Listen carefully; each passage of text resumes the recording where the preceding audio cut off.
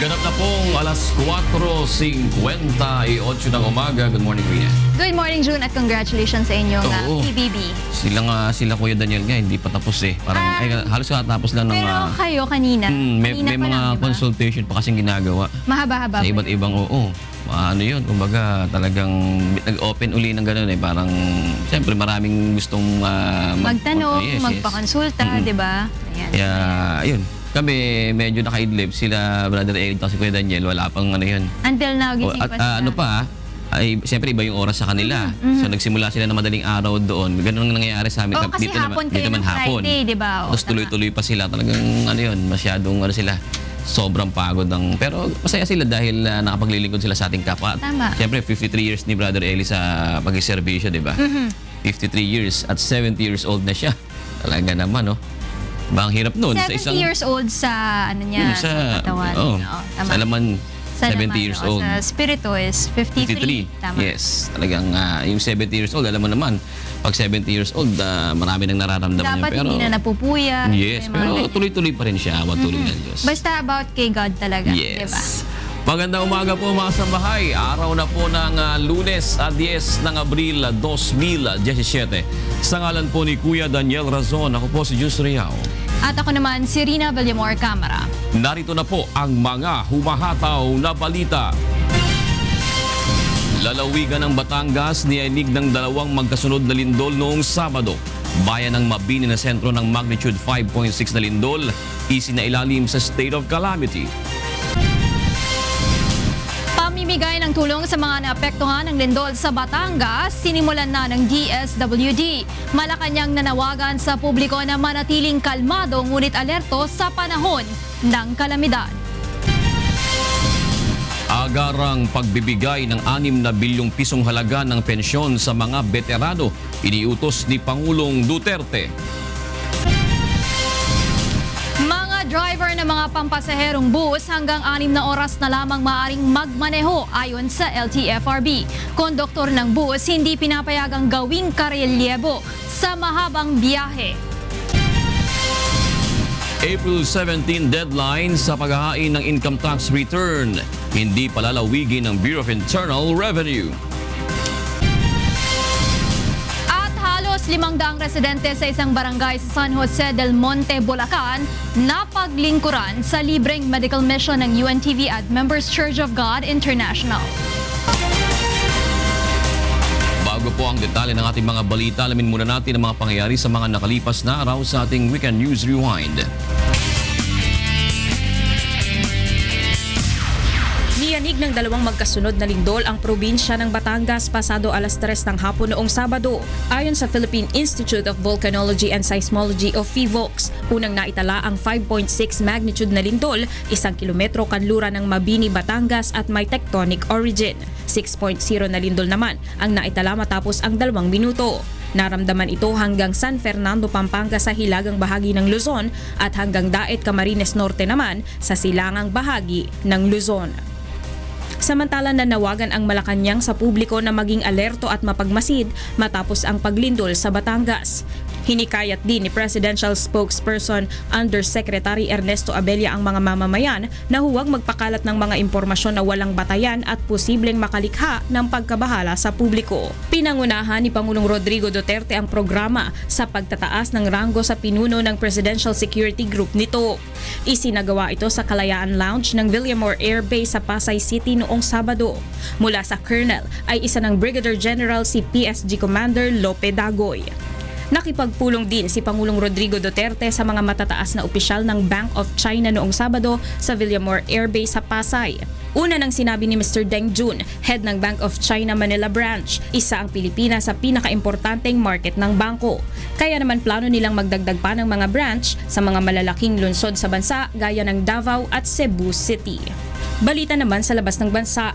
Iniimbestigahan na ng pamahalaan ng Venezuela ang pagkasawi ng isang 19 anyos na rallyista sa isinagawang anti-government rally sa bansa noong Biyernes. Halos isang linggo nang nagsasagawa ng kilos protesta sa bansa matapos na maglabas ng desisyon ang mataas na hukuman na nagbibigay dito ng kontrol sa Kongreso na pinangungunahan naman ng oposisyon. Ang Korte Suprema sa naturang bansa ay kilalang pabor sa administrasyon. Hinahanap na ng mga pulis ang magulang ng isang batang babaeng nailigtas sa kagubatan ng bansang India 2 buwan na ang nakakaraan. Ayon sa senior medical officer ng ospital na pinagdalhan sa bata, posibleng matagal na itong nakatira sa gubat kasama ng mga unggoy. Hindi ito marunong magsalita at hindi nakakaunawa ng anumang lengguwahe.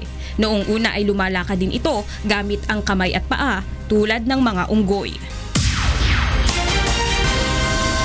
Isinailalim na sa state of calamity ang bayan ng Mabini sa Batangas dahil sa tinamong pinsala matapos yanigin ng magnitude 5.6 na lindol noong Sabado. Ito ang hataw na balita ni Vincent Octavio. Mahigit sa 600 bahay sa bayan ng Mabini ang napinsala ng lindol na yumanig sa lalawigan ng Batangas noong Sabado ng hapon. 9 na po sa mga ito ay totally damaged. Ang mga pinsalang ito ay tinatayang nagkakahalaga ng mahigit sa 28 milyong piso. Nagkaroon din ng mga landslide sa iba't ibang barangay at ilang seawall ang gumuho. Kaya naman kahapon ay nagdeklara na ng state of calamity si Mabini Mayor Noel Luistro. Ayon kay Mayor Luistro, nasa state of shock pa rin ang karamihan sa mga residente dahil ngayon lang ulit nakaranas ng malakas na lindol sa bayan matapos ang matagal na panahon. Sa loob ng 100 taon, ngayon lang nakaranas ng ganitong kalakas na lindol ang bayan ng Mabini. Hindi namin ito inaasahan dahil 4 days ago, nauna yung bayan ng Tingloy. Ang bayan ng Tingloy ay 5 kilometers away from Mabini. And yet, ito naman ang islanod. Nasa 2,000 residente sa Mabini ang lumikas na patungo sa katabing bayan ng Bawan dahil sa takot na magkaroon pa ng mas malakas na pagyanig. Nagtayo naman ng mga tent ang Department of Social Welfare and Development upang may matuluyang pansamantala ang mga evacuee. At yun namang mga may bahay ngayon ay lagi nasa labas ng bahay at papasok lang at magluluto. Pero sa gabi at tutulog dito sila sa open space. Patuloy pa rin nakararanas ng mga aftershock ang probinsya, ngunit nakantabay naman ang mga rescue group upang agad na rumusponde sa nangangailangan. Nagdeklara naman ng LGU ng class suspension sa lahat ng antas sa Lipa City at sa Tanawan. Mula sa Batangas, ako si Vincent Octavio, humahataw sa balita. Sinimulan na ng Department of Social Welfare and Development o DSWD ang pamimigay ng tulong sa mga residenteng naapektuhan ng lindol sa Batangas Province. Bukod sa pagtatayo ng mga tent para sa mga lumikas, namigay na rin ang kagawaran ng family food packs, hygiene kits, mga kumot at damit. Mga ready-to-eat food na ang ipinamimigay ng DSWD para agad na mapakinabangan ng mga evacuee. Tiniyak naman ng DSWD na patuloy ang kanilang pakikipag-ugnayan sa lokal na pamahalaan upang matugunan ang pangangailangan ng mga biktima ng kalamidad. Pinuna ng isang mambabatas ang umano'y mabagal na pagbibigay ng impormasyon ng National Disaster Risk Reduction Management Council at PHIVOLCS kaugnay sa nangyaring lindol noong Sabado. Ito ang hataw na balita ni Nel Mariboho. Sapat ang teknolohiya sa Pilipinas upang mas maging epektibo ang pagbibigay ng impormasyon sa publiko tungkol sa mga nararanasang kalamidad sa bansa. Ito ang reaksyon ni Juan ang Education Party List Representative Salvador Belaro Jr. sa umano'y naging mabagal na pagbibigay ng impormasyon ng National Disaster Risk Reduction Management Council sa nangyaring lindol noong Sabado. Inihalimbawa ng mambabatas ang text message mula sa NDRRMC na ipinadala isang araw matapos ang lindol. Ayon kay Congressman Belaro, dapat sana ay hindi lamang sa pamamagitan ng text message nagbibigay impormasyon ng mga kinauukulang ahensya ng pamahalaan tungkol sa kalamidad. Dagdag pa ng kongresista na una pang kumalat ang impormasyon sa social media na ibinatay sa US Geological Survey na naunang ilabas bago ang unang bulletin ng PHIVOLCS ukol sa lindol. My proposal is that there should be coordination. Firstly, there should be tapping on the latest in technology. At this age of internet and all this social media. Sinubukan naman ng UNTV News na kuhanan ng reaksyon ng tagapagsalita ng NDRRMC, ngunit wala pa itong ibinibigay na pahayag tungkol sa issue.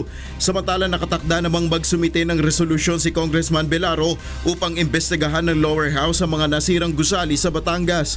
Ito ay upang malaman kung nakasunod ba ang mga ito sa umiiral na building code. Mula sa Quezon City, ako si Nel Maribohok, humahataw sa balita.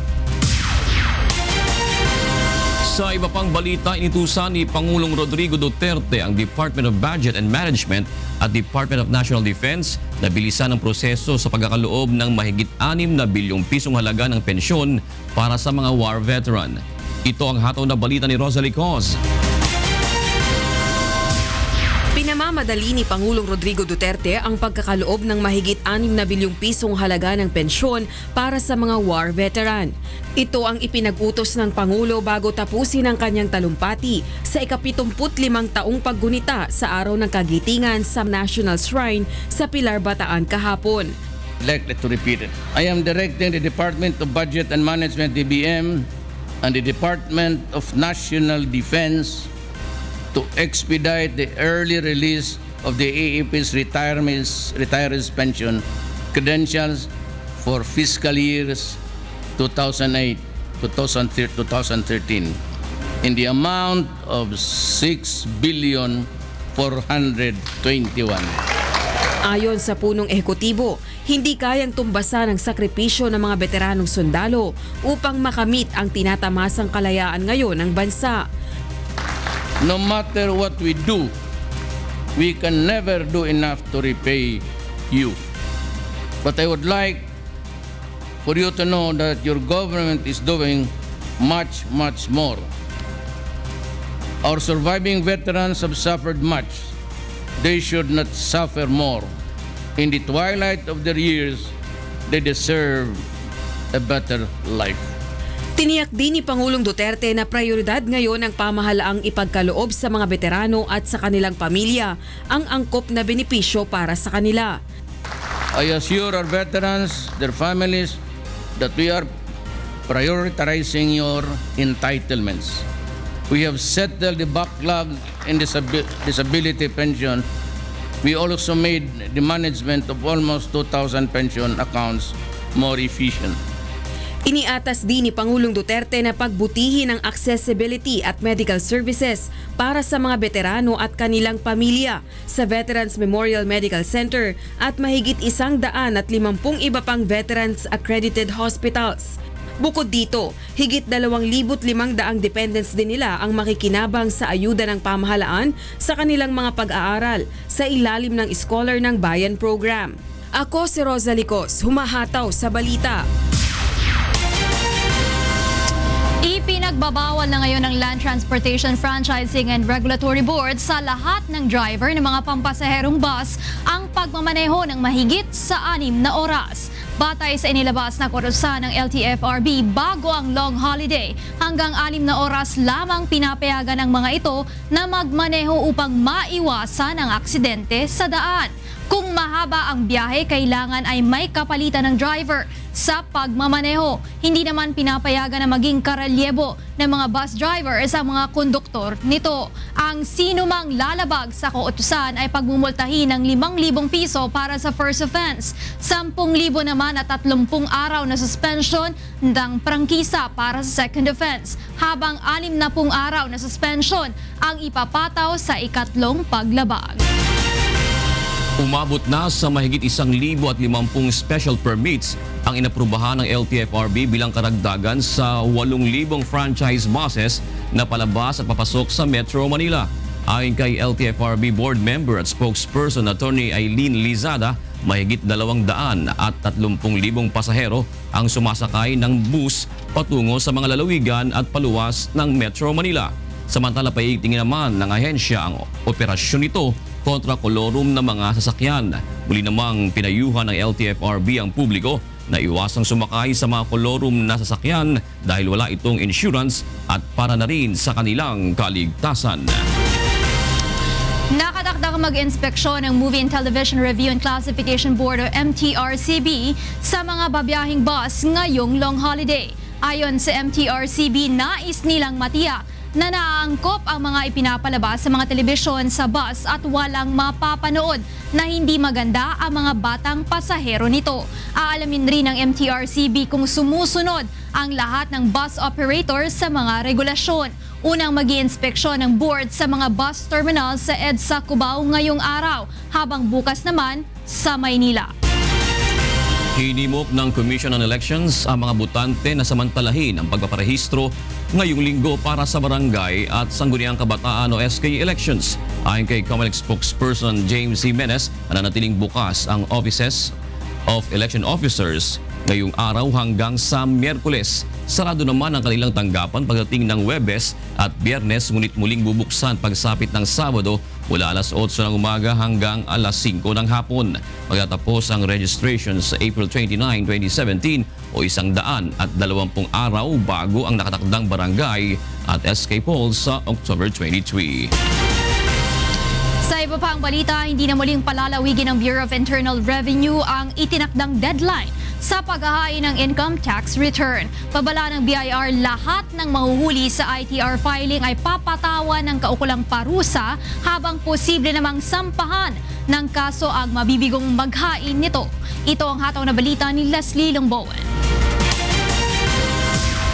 Nagpaalala ang Bureau of Internal Revenue sa mga hindi pa nakapagsusumite ng kanilang income tax return. Ayon kay BIR Regional Director Marina de Guzman, hindi na palalawigin ng kagawaran ang nakatakdang deadline sa April 17.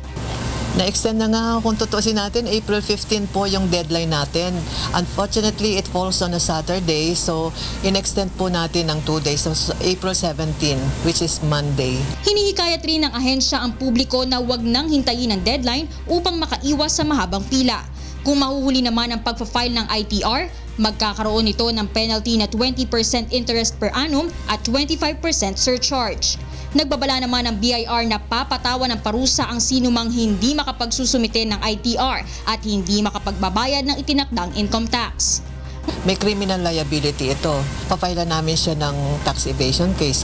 Under Section 254 of the Tax Code, meron tayong fine na not less than 30,000 pesos but not more than 100,000 pesos, and including the imprisonment of not less than 2 years but not more than 4 years. Mula sa Quezon City, ako si Leslie Longbowen, humahataw sa balita.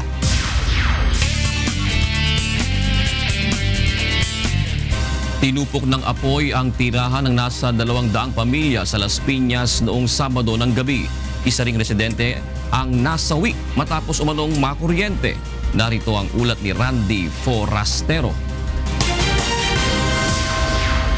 Patuloy na iniimbestigahan ng Bureau of Fire Protection kung ano ang pinagmulan ng sunog na sumiklab sa isang residential area sa Zapote Road sa Las Piñas pasado alas 9 noong Sabado ng gabi. Umabot sa Task Force Bravo ang sunog na tumagal ng nasa 4 na oras. Ayon kay Mang Erwin, isa sa mga nasunugan, masyado nang malakas ang apoy at mabilis ang pagkalat nito kaya wala na siyang naisalbang mga gamit. Una, nagtulong-tulong kami mag-apula ng apoy. May mga sumabog na tangke kaya nag-alis na kami. Nasa 200 pamilya ang nawalan ng tahanan dahil sa insidente. Isa naman ang napaulat na nasawi matapos makuryente. Iyan ay isang bystander na nung nagkakagulo na yung sunog, marami na rin yung tao. Hindi na namin makontrol yung tao. Merong isang na kuryente doon. Tinatayang nasa 1 milyong piso ang halaga ng mga natupok na ari-arian. Muli naman nagpaalala ang BFP sa ating mga kababayan upang makaiwas sa sunog, lalo na sa darating na long holiday.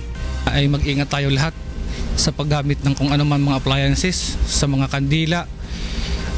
Tiyakin natin na lahat ng nakasaksak natin sa ating pamamahay ay nakahugot lahat yan bago tayo umalis.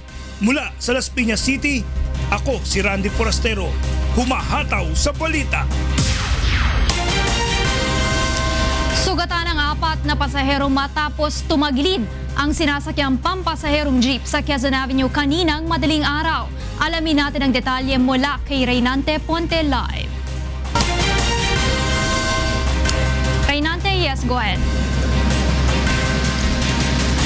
Yes, Rina, isang babaeng pasahero ang nagtamunga ng injury sa kaliwang hita habang gasgas sa iba't ibang bahagi ng katawan ang tinamo naman ng 3 iba pa. Ito'y matapos na tumagilid ang kanilang sinasakyang pampasaherong jeep sa bahagi ng Barangay Tatalona, Quezon Avenue bandang 1:30 kanina.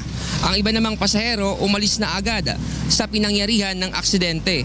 Ayon sa inisyal na ulat ng Quezon City Traffic Sector, nakikipagkarerahan umano ang naaksidenteng sasakyan. Pagkat sa kanya, hinabol niya rin. Then, ganun po nangyari. Siguro nag-mishandle yung manibela niya. Saka, yun na. So, dapat sa mga driver, dapat mag-minor-minor sila sa mga ganito pag walang masyadong sasakyan.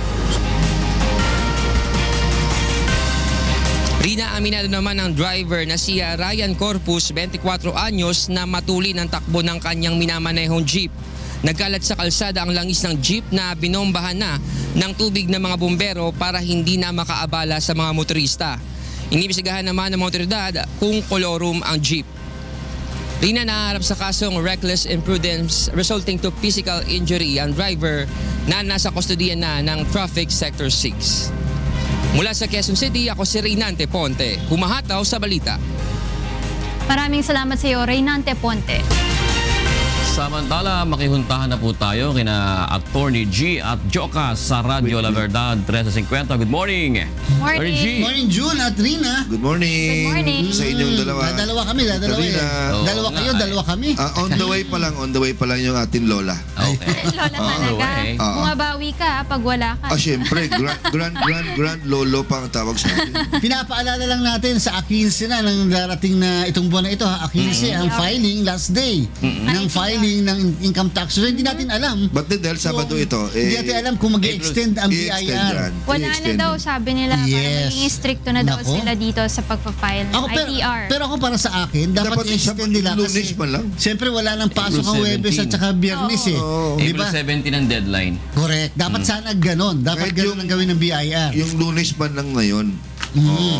Yun lang, isang araw lang yun dahil Sabado. Sino ba yung pupunta sa BIR? Tingin ko nga baka wala ngang tao sa BIR this coming April 15. Maganda po siguro sa ating mga kababayan na nakahanda na naman po yung mga ipa-file natin. Ano po, maganda yung maihabol natin hanggang Miyerkules man lang na ito. At para naman hindi na tayo pipila pa.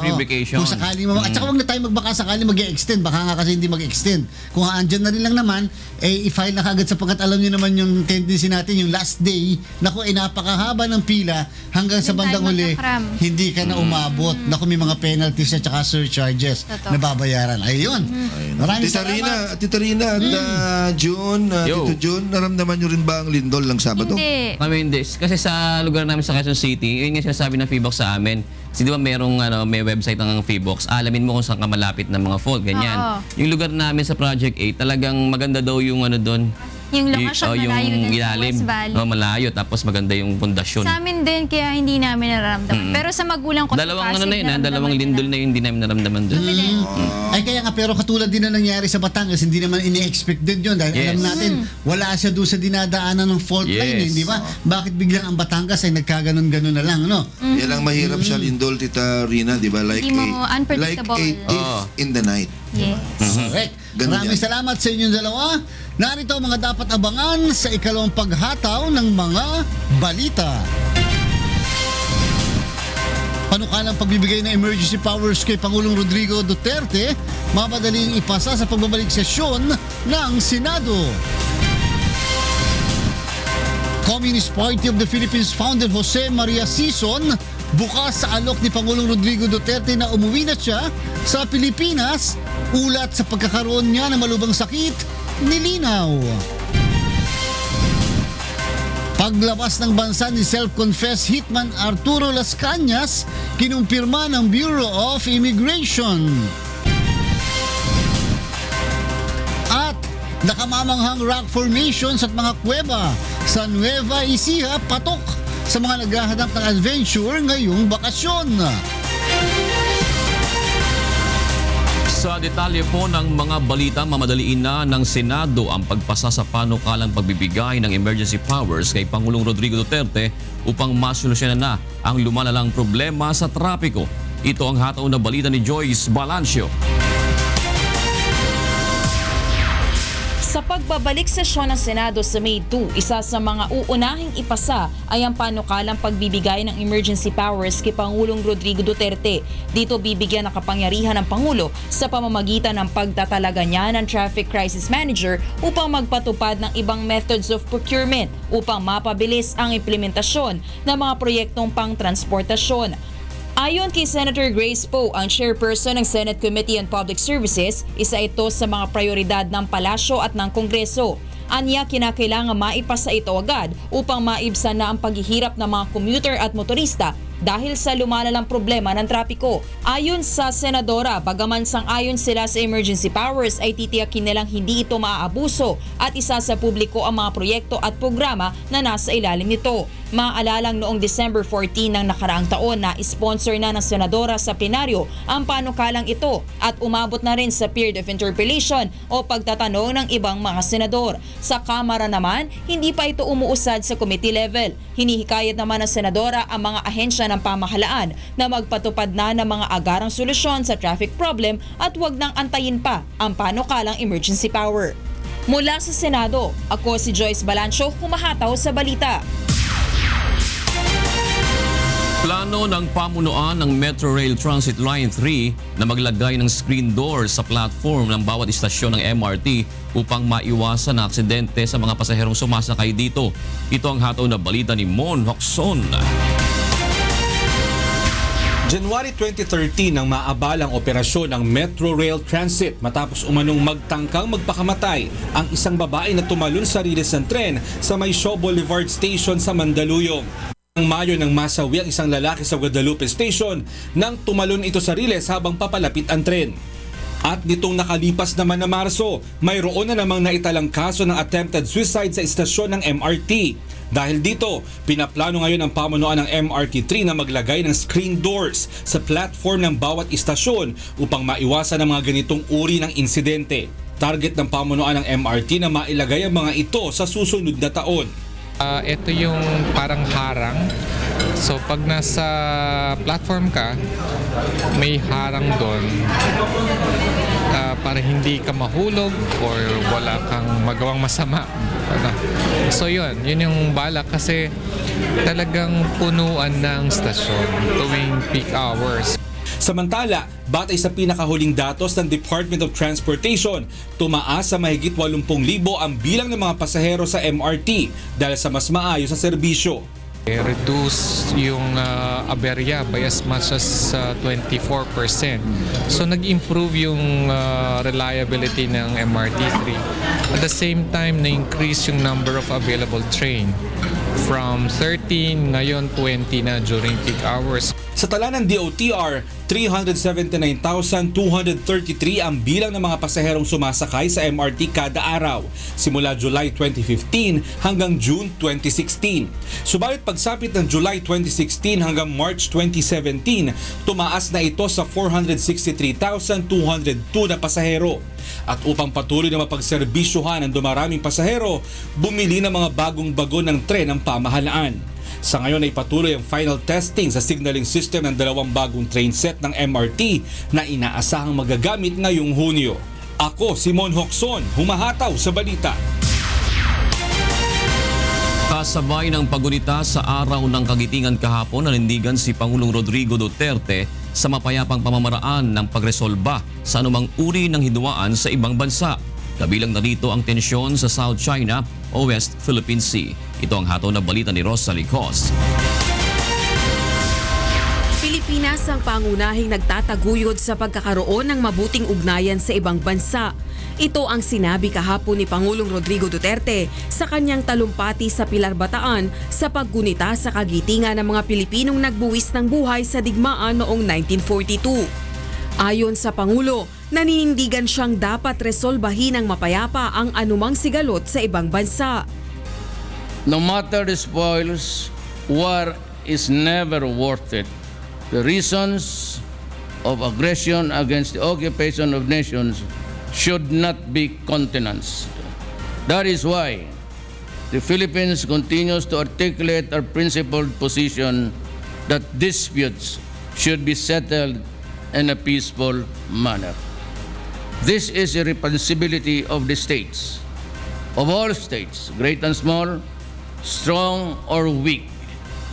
As responsible members of the international community, this is our sacred duty. Ibinigay na halimbawa ng Pangulo ang magandang ugnayan ngayon ng Pilipinas at Japan na noong 1942 ay magkalaban sa ikalawang digmaang pandaigdig. Determinado rin si Pangulong Duterte na patatagin ang ugnayan ng mga bansa sa pangunguna ng Pilipinas ngayong taon sa ASEAN.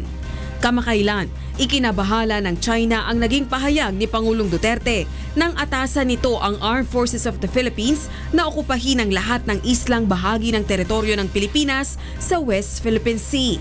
Subalit paliwanag ng Malacanang, nananatili ang Pilipinas na committed sa pagpapabuti ng ugnayan sa ibang bansa.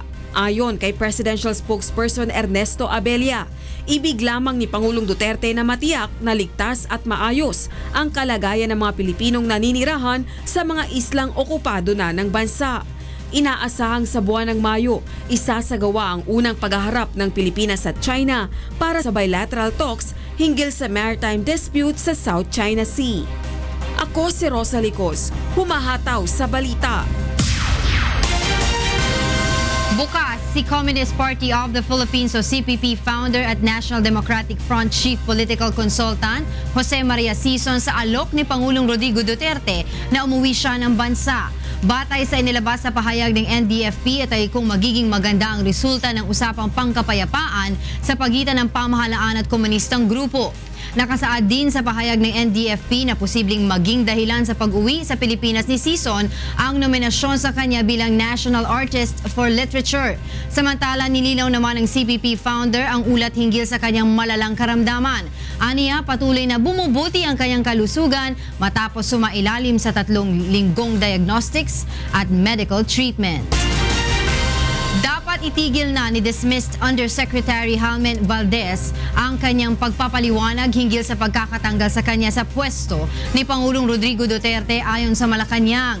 Sa pahayag ni Presidential Spokesperson Undersecretary Ernesto Abella, ang patuloy nitong pagsasalita kaugnay sa issue at ang pagsasangkot nito sa ilan pang opisyal ng pamahalaan ay tila malisyoso. Una nang sinabi ng palasyo na tinanggal sa pwesto si Valdez dahil sa pagnanais itong baligtarin ang desisyon ni National Food Authority Administrator Jason Aquino hinggil sa pagsususpende ng rice importation. Ngunit nanindigan ito na desisyon ng National Food Authority Council ang pagpapahintulot na ma-extend ang rice importation. Inakusahan din ito si Agriculture Secretary Manny Piñol na nakikialam sa trabaho ng Office of the Cabinet Secretary at si NFA Administrator Aquino na pinalalabas na may rice shortage. Sa iba pang balita, isinusulong sa mababang kapulungan ng Kongreso ang panukalang maisama sa curriculum sa mga paaralan ng pag-aaral ukol sa human trafficking upang maprotektahan ang mga kabataan laban dito. Ito ang hataw na balita ni Nel Maribuhok. Umabot sa halos 2,000 ang biktima ng human trafficking sa buong bansa na natulungan ng pamahalaan noong taong 2014 batay sa ulat ng Department of Social Welfare and Development. Bukod pa dito ang bilang ng mga biktima na hindi naiulat sa tanggapan ng DSWD.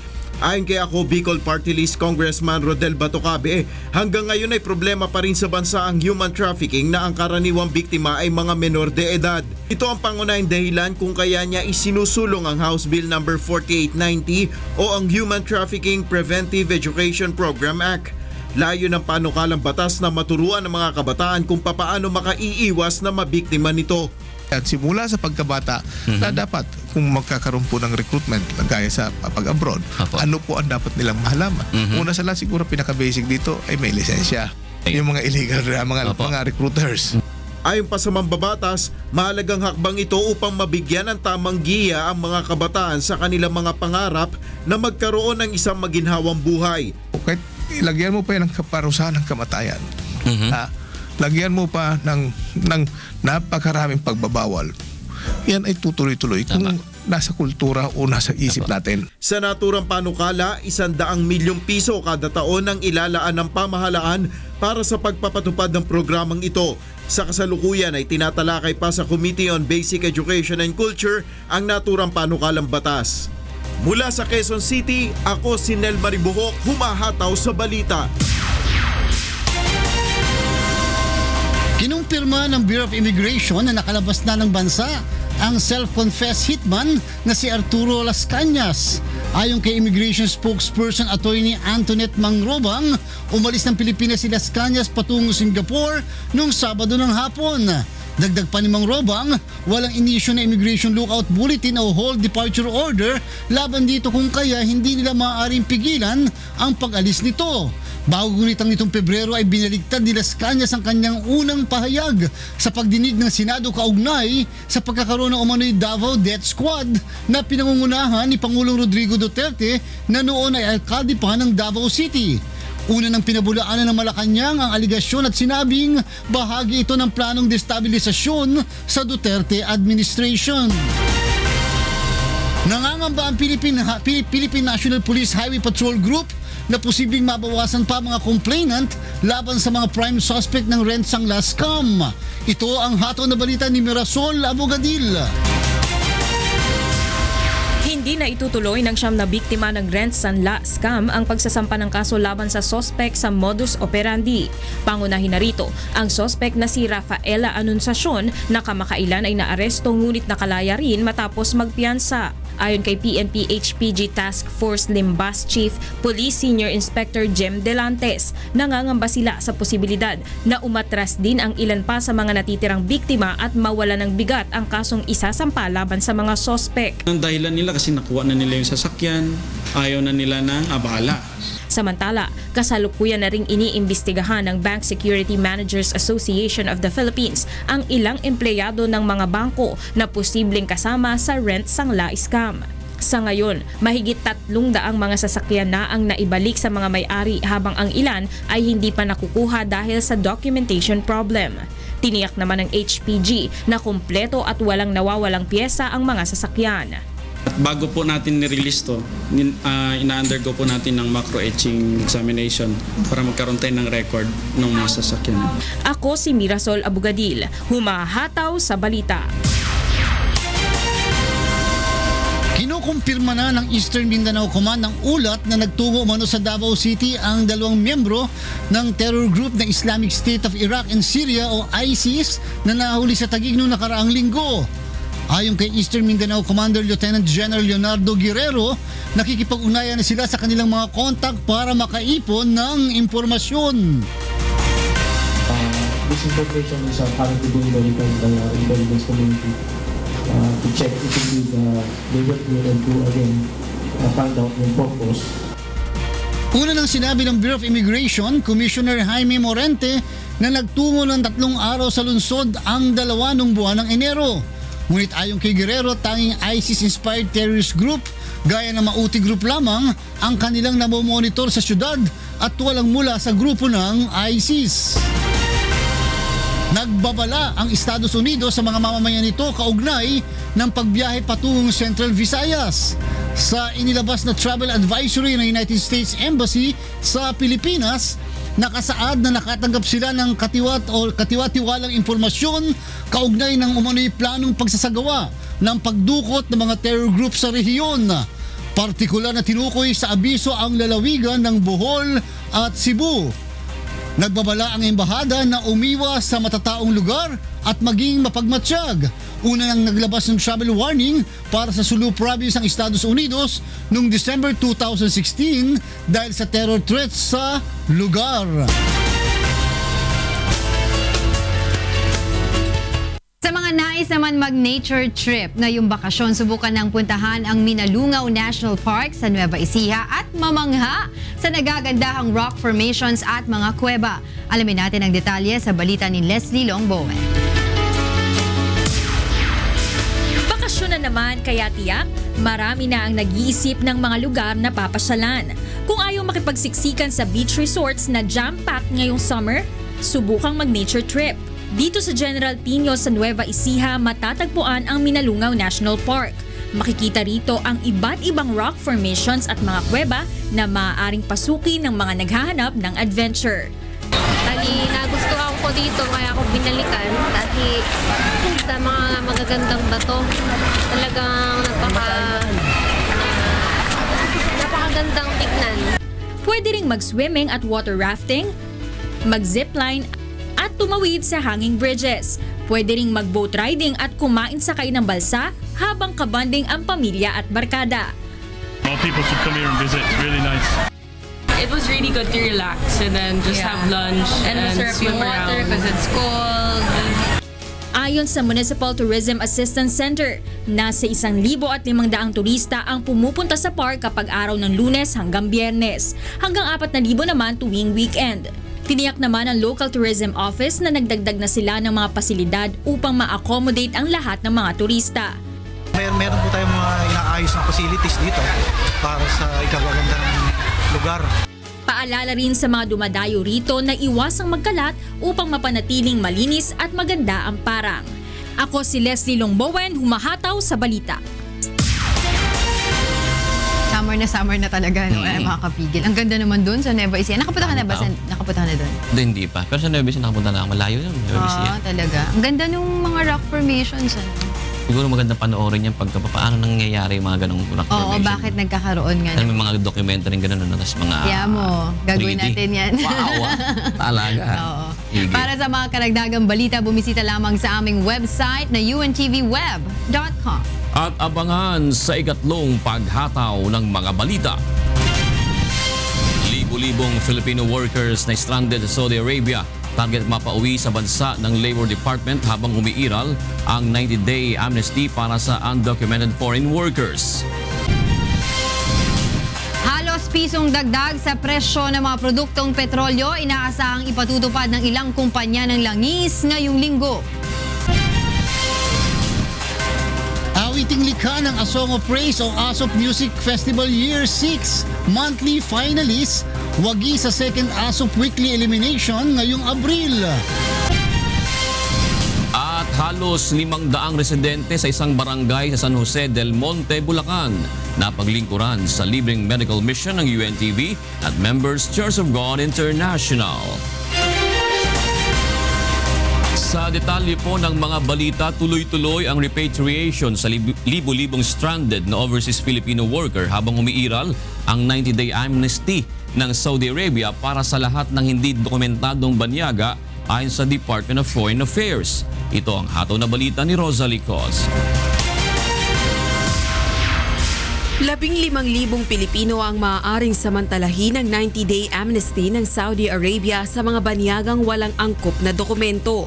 Ayon sa Department of Foreign Affairs, ongoing ang repatriation para sa mga undocumented overseas Filipino workers doon. But all I can say and share with you is that there's an ongoing amnesty in Saudi Arabia. It will be a 90-day amnesty. And there's about maybe 15,000 that are Filipinos who are there that are qualified to avail of that amnesty. So, the repatriation is ongoing. Ayon naman kay Labor Secretary Silvestre Bello, nasa 5,000 OFW naman ang target ng DOLE na maiuwi ng Pilipinas ngayong buwan ng Abril. Kasalukuyan din anyang nasa Saudi Arabia ang mga ilan sa mga opisyal ng DOLE upang tulungang iproseso ang kanilang mga dokumento. Samantala, tiniyak din ng DFA na nakatutok ang pamahalaan sa mga kaso ng mga Pilipinong nasa ilalim ng death row sa Saudi Arabia at Bahrain. So, there are being studied by the Office of the Undersecretary of Migrant Workers Affairs and see which ones will be ripe for clemency or for pardon, things like that. Sa kasalukuyan, 31 Pilipino ang nasa ilalim ng death row sa Saudi Arabia at isa sa Bahrain. Ngayong Abril, nakatakdang magtungo si Pangulong Rodrigo Duterte sa Saudi Arabia, Bahrain at Qatar. Layo ng pagbisita ng Pangulo sa mga Middle Eastern countries na pag-ibayuhin ng labor cooperation alang-alang sa kapakanan ng mga manggagawang Pilipino. Mula sa Malacanang, ako si Rosalie Cos, humahataw sa balita. Inaasahan naman magkakaroon ng malaking paggalaw sa presyo ng mga produktong petrolyo ngayong linggo. Sa pagtaya ng mga oil industry player, posibleng tumaas ng piso hanggang piso at 10 sentimos ang halaga ng kada litro ng gasolina, habang 80 hanggang 90 sentimos naman ang posibleng dagdag presyo sa kada litro ng diesel at kerosene. Ang oil price hike ay bunga pa rin ng paggalaw ng presyo ng mga produktong petrolyo sa pandaigdigang merkado. Alamin naman natin ang mga balita sa iba't ibang panig ng bansa sa ating Balita Promdi. Mula po sa Zamboanga City, alamin natin ang mga balita sa Mindanao mula kay Dante Amento. Buenos dias, Dante. Muchas gracias, June. Buenos dias, magkakasang bahay. Takil mga notisya in la región de Mindanao. I'm an turnover el gobierno local de Zamboanga na mga biktima del Zamboanga Siege del año 2013 el 537 Casarias Esteaga. Estealia na Valley Vista Subdivision Phase 1 de Barangay Kasanyangan ay inkabisa con el turnover ceremony el National Housing Authority y oficiales lokal desde el mga beneficiario na mampang transitory sites, Rio Hondo Temporary Shelters y otro home base biktima del siege. El valor del mga proyekto más de 167 millones de pesos. Mientras tanto, na Mayo 4, 2017, ta esperanza que ay acaba el aumento Casarias. Actualmente, planta pa también na magayakeda na way casa del sangrino atake. Mientras tanto, Yaponi No to Terrorist sticker o poster el Task Force Davao na mga bihikulo di publiko na siyudad de Davao parte este del di ila kampanya kontra terorismo. Takil report de Janice Inhente. Tinguha sa Task Force Davao nga matagaan pa og dugang kahibalo ang katawhan mahitungod sa terorismo. Kabahin kini sa ilang kampanya batok sa daotang binuhatan sa mga teroristang grupo. Sumala sa grupo, dako ang maitabang kung adunay husto na kahibalo ang publiko sa binuhatan sa mga terorista. Meron din silang responsibility na kung meron silang mga ma-observe o makikita sa daan na medyo hindi kahinala-hinala, it's really their responsibility or duty na i-report talaga nila sa ating mga authorities natin. Isip kabahin sa ilang information campaign, gisugdan na sa Task Force Davao ni atong Biyernes ang pagpamilit og mga No to Terror stickers sa mga UV Express nga nagagawa sulod sa dakbayan. Makita mo ganito, giuna na ito ang mga sakyanan kay ang mga sakyanan mag-travel sa whole destination sa Mindanao. So ang coverage niya medyo dako kay Matuto Cotabato, Cagayan o salain pa nga mga key cities of Mindanao. Nakighiusa-usab ang mga transport groups sa maong proyekto. So ang ginawa namin, gipursyo namin para to show it to them na walang dapat matakot. Umpisa natin, tayo mismo nandyan sa community. Then, when we start this, nakikita ng iba, everybody will follow the footstep anong ginagawa natin ngayon. Madumduman kaniadtong September 2016, bibusikad ang usa ka bomba sa night market sa siyudad sa Davao, diin 15 ka tawo ang namatay ug sobra sa 60 ang samdan. Gikan sa Dakbayan sa Davao, ako si Janice Inhente, humahataw sa balita.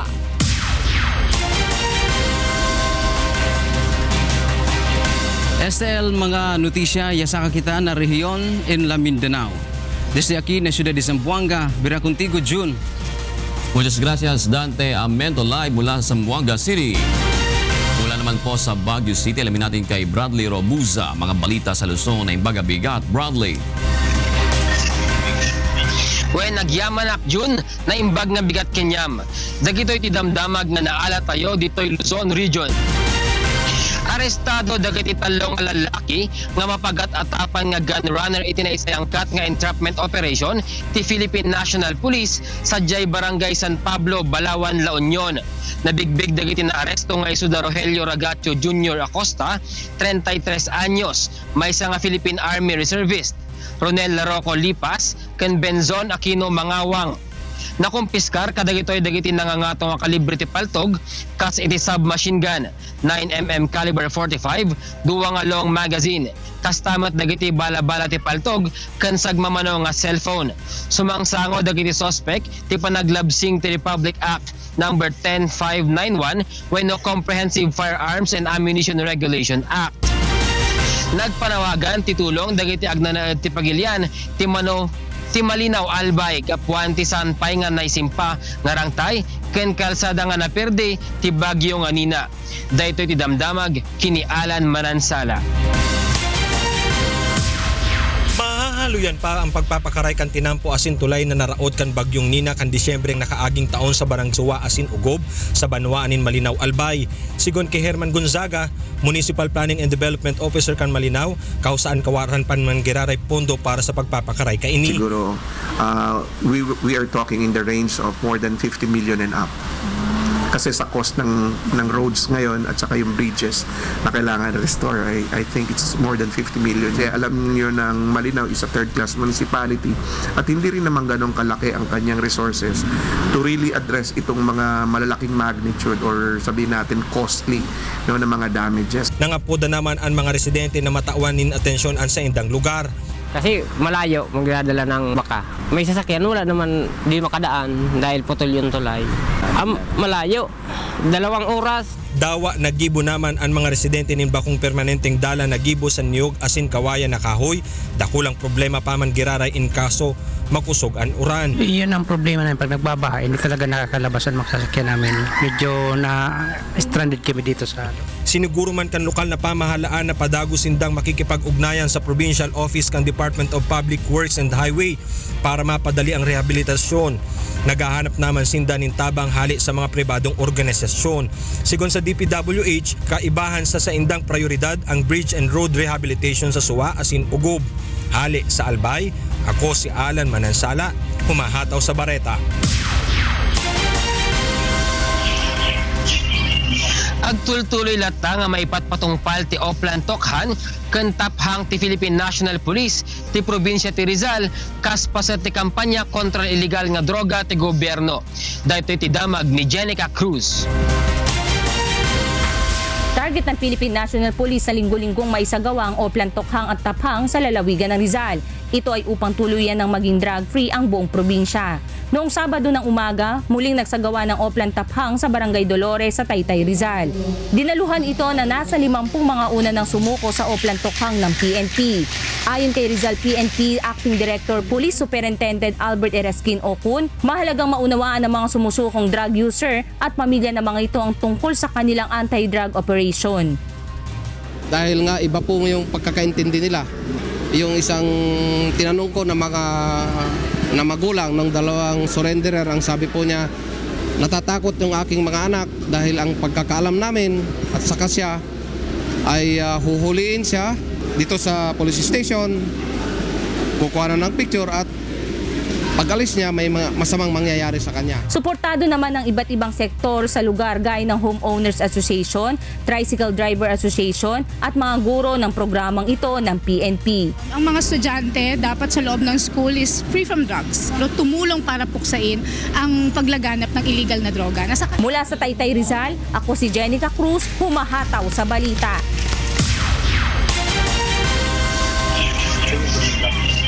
Dagita ti damdamag nga naala tayo ditoy Luzon Region, manipod ditoy Baguio City. Agsublikin niya, June. Agyamanak Bradley Robuza. At para naman po sa mga balita sa Visayas, nasa Cebu City si Deb Riveral. May buntag, Deb. Yes, daghang salamat June ug maayong buntag sa atong mga kasangbahay. Aniya na mga balita gikan sa kalain-laing bahin sa Visayas. Makig-alayon sa pribado nga sektor ang Cebu Provincial Police Office para sa proyekto niini nga Random Acts of Kindness or RACS.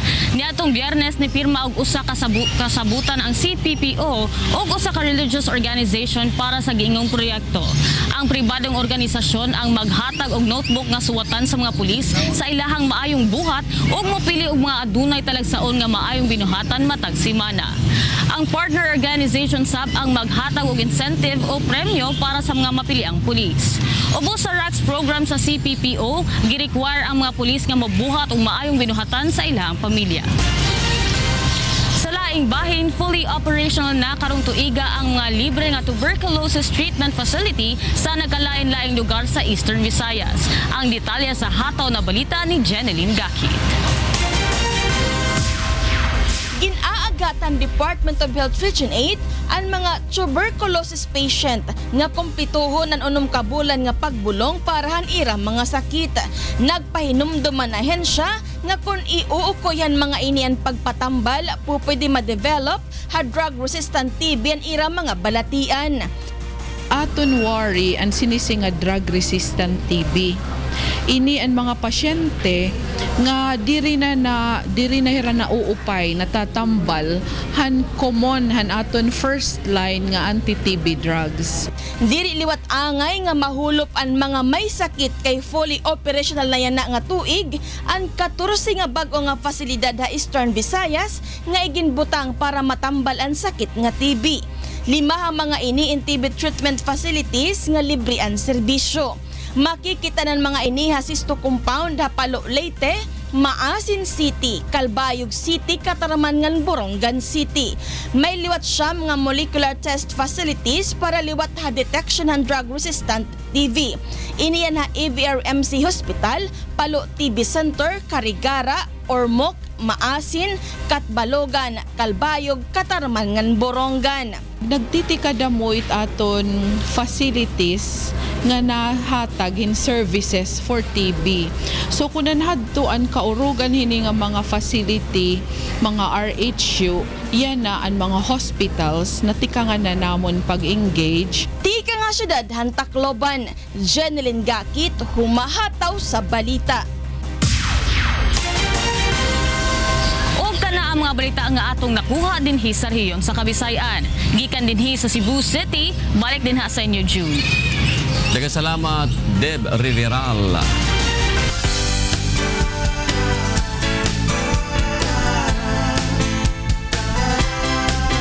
Umabot po sa halos 500 may hirap nating kababayan sa isang barangay sa San Jose del Monte, Bulacan ang napaglingkuran sa iba't ibang libreng serbisyong publikong hatid ng UNTV at Members Church of God International.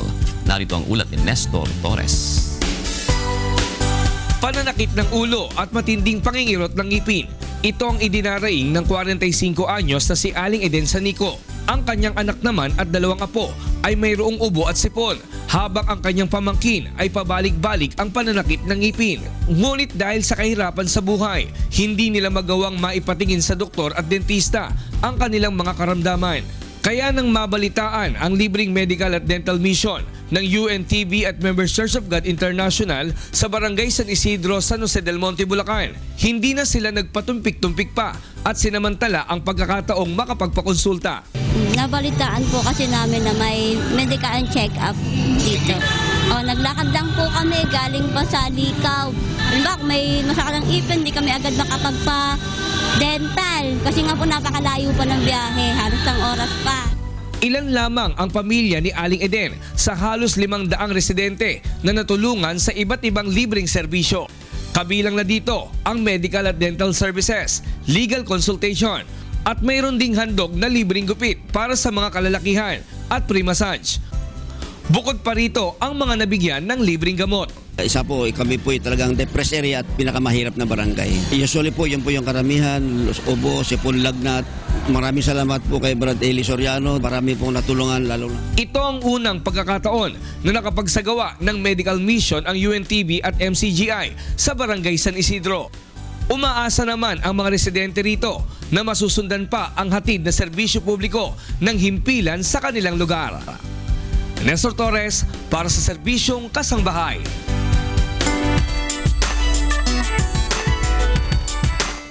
Panalo sa ASOP Year 6 Second Weekly Elimination ngayong Abril ang awiting Dahil Mayroong Ikaw na likha ng composer mula sa lalawigan ng Quezon. Yan ang ulat sa atin ni Monokson.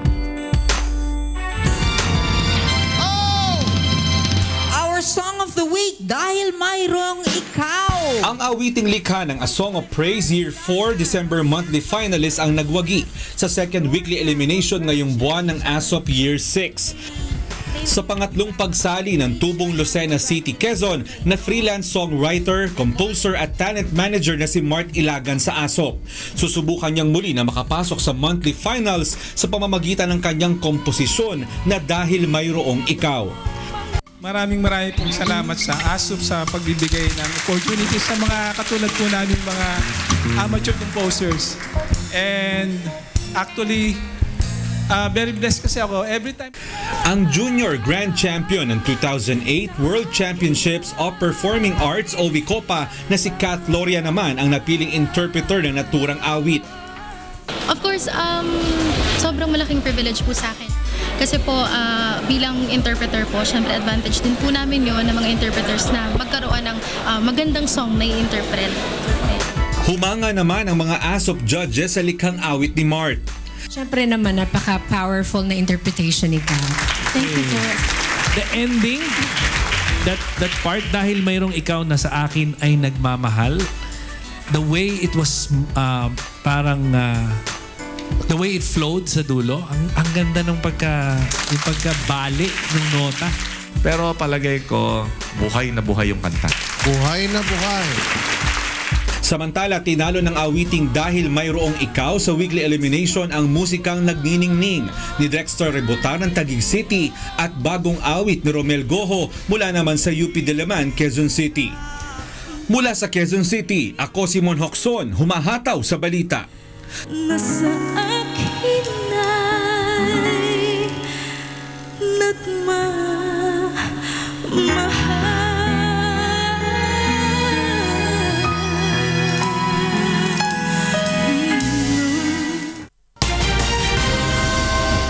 Paano hinugot ko yung Parang sumasabay ka kanina. Hindi, ikaw yung narinig ko. Hindi, ikaw yung narinig ko.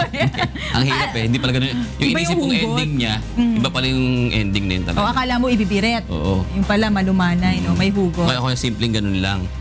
Meron pa palang onting meron pang reserbang hangin sa baga.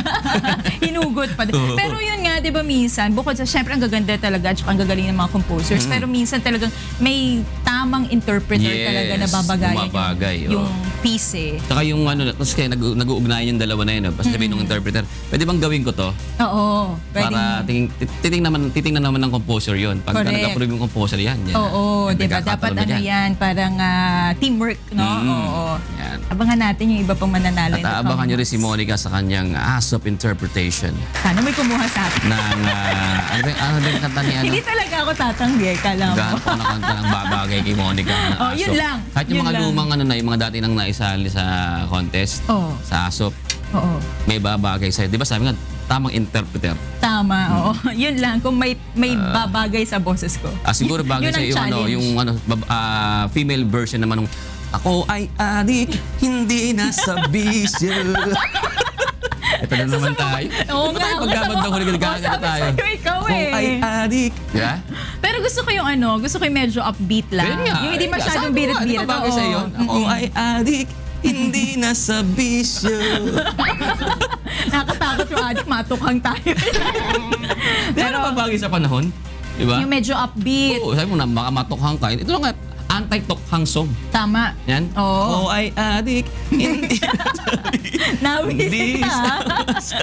Di ba? Ako ay adik, hindi nasa bisyo, kundi sa mga salita mo. Tama. Hindi, anti-tokhang, di ba? Correct. Narinig ko pala si Rina kanina sinabi, pero ako I wanna say, congratulations, very successful ang inyong international matulong Thanksgiving. Diyos, nakaraos tayo sa 3 araw, Tatlong araw, puyatan, no? Thanksgiving. Sila, Brother Eli, ang talagang matinding puyatan doon dahil madaling araw sila nag-uumpisa doon, hapon sa atin dito. Tapos, tuloy-tuloy yun, may mga activities sila doon. May mga consultation, iba't iba. Ang halos wala silang pahinga. After pa nito, meron pa mga activity doon, di ba? Dire-diretso pa yun. Naku, nung grabe. nag-Dubai nga ako, doon ko na-realize na talagang in sync pala talaga lahat ng oras regardless kung saan ka mang part ng mundo. Mayroong mga lugar madaling araw, gabi. Kami nung nasa Dubai kami, morning sa inyo pero madaling araw. Kasi dinisay nila Kuya Daniel yan para talagang lahat ng members ay talagang makapakinig. Kahit na, kasi lalo sa ibang bansa, busy marami sa trabaho. Correct. Yung iba nga, inaatupag na lang, trabaho. So, sinisikap nila talaga na hindi mapapabayaan yung, siyempre, yung connection natin sa nagbigay sa atin ng trabaho. Iyon diba? naman. Oo, kaya congratulations. At para pa po sa iba pang humahataw na balita, bumisita lamang sa aming website, ang untvweb.com. Dyan po ang mga hataw na balita ngayong araw po ng Lunes, April 10, 2017. Sa ngalan po ni Kuya Daniel Razon. Ako po si Jun Soriano. At ako naman si Monica Veralio. Susunod na po ang programang Bawal ang Pikon, Get It Straight with Daniel Razon.